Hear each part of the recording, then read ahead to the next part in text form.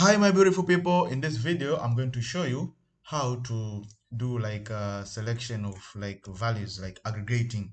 Like you have, for instance, your certain values, so you want to select only values which are like not are only repetitive in a certain way. So I'll show you maybe what I mean.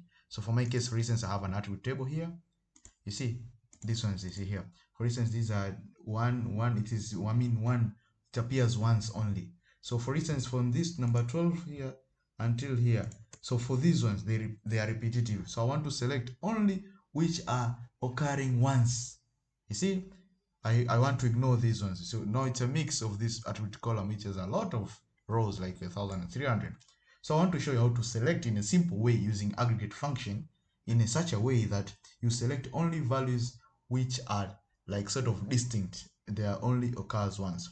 So how do you do it? Okay, how do you do it? You just go to this selection, the attribute select features using an expression, then expand this aggregate, then count. You see, so select features, aggregate, then count. So by double clicking count, then this one is like a true, and comma, then you want to know which particular field value. So for my case, the field value is row column. So I want this, I close the bracket, this should appear only once. That means equals to 1 only. So if it is greater than 1, for instance, here, greater than 1, when you select, you'll get those values which are greater than 1, the ones which are repetitive, like this one which I was to show you, 12, 12, 12. So it is selecting. You see here, let me copy it. You see, it has selected only those greater than 1. You see, it has the which have appeared more than once. So if you want to select only distinct, the ones which appears only once, I'll go back again here.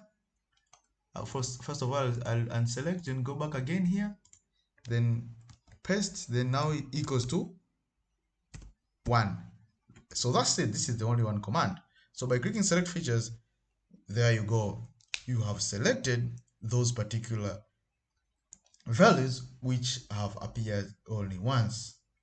So that's it. So this is the way of using aggregate function to select, I can say those to, I mean, to differentiate between duplicate values and the ones which appears once. Thank you a lot.